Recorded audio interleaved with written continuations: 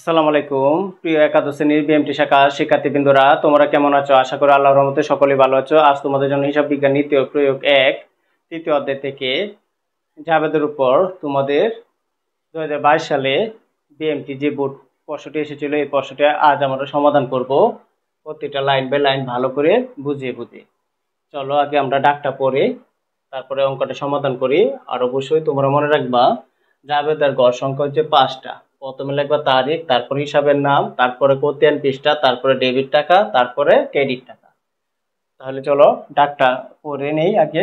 2021 সালের 1 জুলাই তারিখে জনাব রশিদ নগদ 50,000 টাকা ও 20,000 টাকার মূল্যে যন্ত্রপাতি এবং 5,000 টাকা মূল্যে পণ্যদ্রব্য আনয়ন করে রশিদ এন্টারপ্রাইজ নামে ব্যবসা শুরু করলেন। উক্ত মাসে তার লেনদেন সমূহ নিম্নরূপ। 2021 সালে জুলাই 1-এ সোনালী ব্যাংকে একটি হিসাব খোলা হলো 30,000 টাকা দিয়া। 3 তারিখে সুবাহানের নিকট হতে ধারে পণ্য ক্রয় 8,000 টাকা দিয়া ধারে পণ্য ক্রয় করা হয়েছে। 5 তারিখে মিস্টার কামালের নিকট নগদে পণ্য বিক্রয় 5,000 টাকা। 7 তারিখে কামালের নিকট হতে প্রাপ্ত চেক সরাসরি ব্যাংকে জমা দেওয়া হয়েছে 3,000 টাকা। 10 তারিখে অনাদি পাওনা দেনা ধার্য করা হলো 500 টাকা। 15 তারিখে বিজ্ঞাপন বাবদ অগ্রিম পরিশোধ করা হলো 2800 টাকা। 30 তারিখে 5% সেভিং সার্টিফিকেট ক্রয় করা হয়েছে 2,000 টাকা। এখানে বলছে উপযুক্ত লেনদেন সময় জাবেদা দাখিলা দাও। তাহলে চলো আমরা এখন জাবেদাগুলো পড়ি। তোমরা মনে রাখবা প্রথম শুরুতে যে এন্ট্রিটা থাকবে তা যদি ব্যবসা আরম্ভ করে বা আনয়ন করে বা ব্যবসা শুরু করে বা বিনিয়োগ করে এরকম উল্লেখ থাকে, তাহলে যেগুলা নিয়ে ব্যবসাটা শুরু করে এগুলা ডেবিট হবে। আর সবগুলা যোগ করে এটা আর আনয়ন করার জন্য মূলধন হিসাব ক্রেডিট হবে। এই কথাটা তোমরা মনে রাখবা। যে যে বিষয়গুলো নিয়ে ব্যবসা শুরু করছে 1 তারিখে এইগুলা ডেবিট, আর যেহেতু ব্যবসা শুরু করছে শুরু করার জন্য মূলধন হিসাব ক্রেডিট হবে। তাহলে কি কি নিয়ে শুরু করছে? নগদ 50,000 টাকা নগদান হিসাব ডেবিট, 20,000 টাকা যন্ত্রপাতি হিসাব ডেবিট, আর পণ্য দ্রব্য লাগে ক্রয় হিসাব ডেবিট 5,000 টাকা। আর এইগুলা যোগ করলে যেটা হবে এটা মূলধন হিসাব ক্রেডিট হবে। তাহলে চলো আমরা শুরু করে। আর অবশ্যই তোমরা আগে সালটা লিখে নিবে। 2021 সাল কি মাস? এই যে জুলাই মাস, জুলাইয়ের 1 তারিখ, জুলাই 1। প্রথমে আমরা লিখবো যে এখানে নগদ আছে, নগদান হিসাব ডেবিট, নগদান হিসাব ডেবিট। তারপরে আরো কি নিয়ে শুরু করছে? 20,000 টাকা যন্ত্রপাতি, তাহলে যন্ত্রপাতি হিসাব ডেবিট, যন্ত্রপাতি হিসাব ডেবিট। তারপর এবং 5,000 টাকার মূল্য পণ্য দ্রব্য লাগে মনে রাখবা শুরুতে হইলে এটা ক্রয় হিসাব ডেবিট হবে।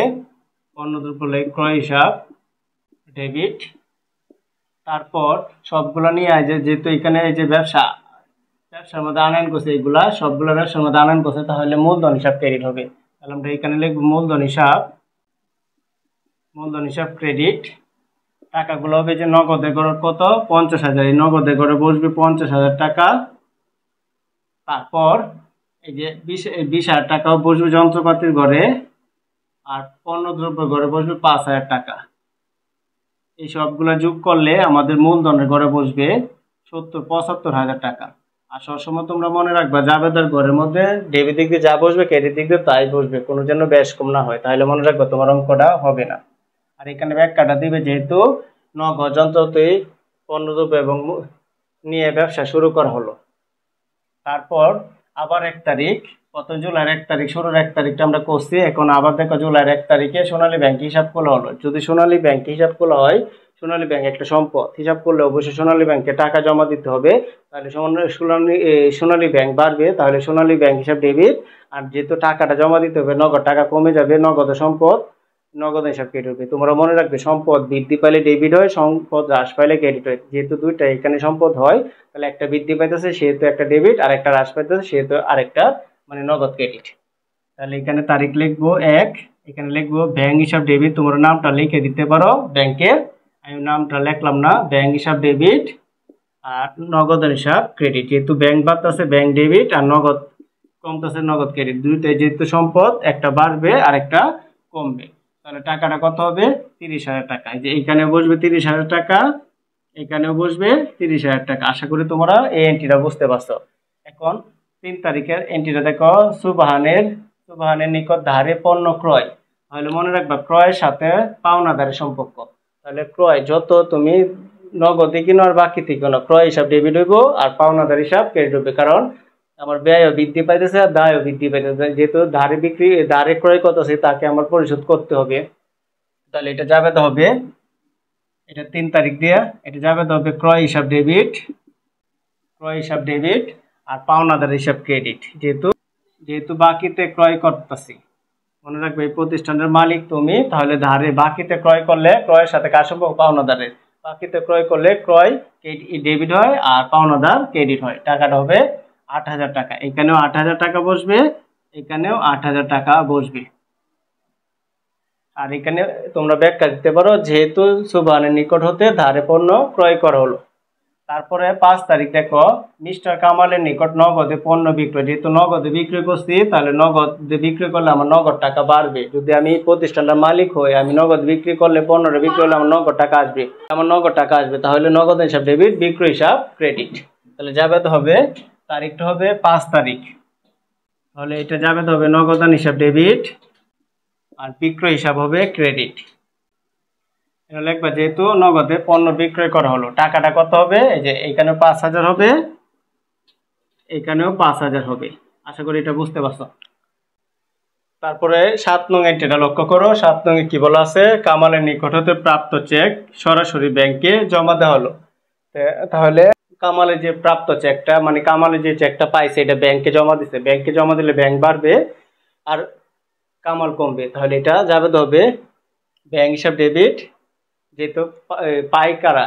দেনাদাররা পাই, দেনাদার ব্যাংকে জমা দিছে, তাহলে এখানে আমরা এটা এইভাবে করতে পারি, ব্যাংক হিসাব ডেবিট আর কামাল হিসাব ক্রেডিট। তারিখ হচ্ছে 7, ব্যাংক হিসাব ডেবিট আর কামাল হিসাব ক্রেডিট। এটা তোমরা ব্যাখ্যা লিখতে পারো, যেহেতু কামালের নিকট হতে প্রাপ্ত চেক সরাসরি ব্যাংকে জমা দেওয়া হলো। টাকাটা হবে এখানে 3,000, এখানেও 3,000। তারপরে 10 তারিখ এন্ট্রিটা লক্ষ্য করো। অনাদায়ী দেনা ধার্য করা হলো। অনাদায়ী পাওনা আর অনাদায়ী দেনা সেমই, একই নাম। এটা 3টা নাম আছে, অনাদায়ী পাওনা, অনাদায়ী দেনা, কুড়ি। তাহলে এটা মনে রাখবো, অনাদায়ী দেনা আমরা বলতে কি বুঝি? ধরো আমরা একজনের কাছে বাকিতে বিক্রি করছি 1,000 টাকার পণ্য, তার কাছে কোনো মতে আমি 500 টাকা আদায় করতে পারছি, আর 500 টাকা আদায় করা কোনো মতে সম্ভব না। আর সম্ভব না হলে এটা একটা ক্ষতি। আমার যেরকম একটা ক্ষতি হবে, আমার এরকম একটা দেনাদারও চলে যাবে। দেনাদার হচ্ছে সম্পদ, বাকিতে বিক্রয়ের সাথে কার সম্পর্ক? দেনাদারের সম্পর্ক। তাহলে দেনাদার আমার সম্পদ, একটা সম্পদও কমে যাবে, কারণ তার সাথে আর লেনদেন কখনোই করা সম্ভব হবে না। যেহেতু তার সাথে লেনদেনটা কি হয় না? ভালো হয় না, সে নিলে আর দিতে চায় না। তাহলে সেই ক্ষেত্রে আমরা ওনাদের এই ক্ষতিটা ডেবিট হবে। সবসময় মনে রাখবা, ক্ষতি বৃদ্ধি পাইলে যত খরচ করবা ততই তো খরচ বৃদ্ধি পাবে। খরচ না করলে কিন্তু খরচ বৃদ্ধি পায় না। তাহলে সেহেতু ক্ষতিটা বৃদ্ধি পাইতেছে, সেহেতু ক্ষতি ডেবিট, আর আমাদের সম্পদ কমতেছে আর সম্পদটা ক্রেডিট হবে। তাহলে এখানে লাগবে অনাদায়ী দেনা হিসাব ডেবিট আর দেনাদার হিসাব ক্রেডিট। তারিখটা হবে এই যে 10 তারিখ। অনাদায়ী দেনা হিসাব ডেবিট আর দেনাদার হিসাব ক্রেডিট। টাকাটা হবে 500 টাকা। এখানেও 500 টাকা হবে, এখানেও 500 টাকা হবে। এখানে ব্যাখ্যাটা তোমরা লিখে দিবা, যেহেতু অনাদায়ী দেনা ধার্য করা হলো। তারপরে 15 তারিখে জাবেদাটা লক্ষ্য করো। এই 15 তারিখে এন্ট্রিটা লক্ষ্য করো। বিজ্ঞাপন বাবদ অগ্রিম পরিশোধ করা হলো। তাহলে বিজ্ঞাপন খরচের জন্য আমি কি করছি? অগ্রিম দিচ্ছি। তাহলে অগ্রিম যদি দেয়, তাহলে আমার নগদ টাকা চলে গেছে, নগদ ক্রেডিট। তাহলে আমরা এবার লিখবো অগ্রিম বিজ্ঞাপন হিসাব ডেবিট আর নগদান হিসাব ক্রেডিট, কারণ নগদ টাকা চলে গেলে সবসময় নগদ ক্রেডিট হবে। তাহলে আর নাম রয়েছে কি? বিজ্ঞাপন। তাহলে অগ্রিম নগদ টাকাটা দেওয়া হয়েছে, তাহলে অগ্রিম বিজ্ঞাপন হিসাব ডেবিট, নগদান হিসাব ক্রেডিট হবে। তারিখটা হবে 15। অগ্রিম বিজ্ঞাপন হিসাব ডেবিট আর নগদান হিসাব ক্রেডিট। এখানে ব্যাখ্যাটা দিতে পারো, যেহেতু অগ্রিম বিজ্ঞাপন বাবদ পরিশোধ করা হলো কত টাকা? 2800 টাকা।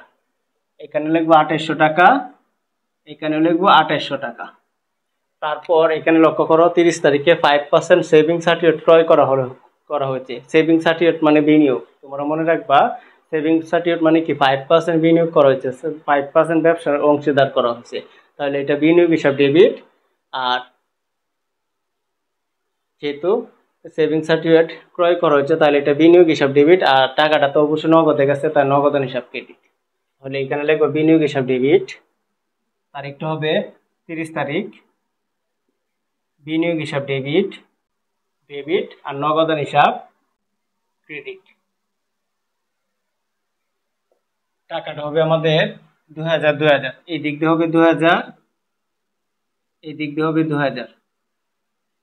তারপর এখানে একটা টান দিবা, এখানে একটা টান দিবা, দিয়ে এখানে মুটটা করে নিবা। মুট অবশ্যই তোমরা মুটটা করে নিবা। তাহলে চলো আমরা মুটটা করি। তাহলে এখানে যদি আমরা টাকাগুলো টোটাল যোগ করি তাহলে টাকাটা হবে 1,24,300, 1,24,300। এটা অবশ্যই ক্লোজ করে দিবা। এখান থেকে 1,24,300 এটাও ক্লোজ করে দিবা। আশা করি তোমরা বুঝতে পারছো। প্রিয় শিক্ষার্থীবৃন্দরা, আমার ক্লাসটি যদি তোমাদের ভালো লেগে থাকে তাহলে অবশ্যই আমার চ্যানেলটি সাবস্ক্রাইব করবে এবং লাইক শেয়ার অবশ্যই করে নেবে। আসসালামু আলাইকুম।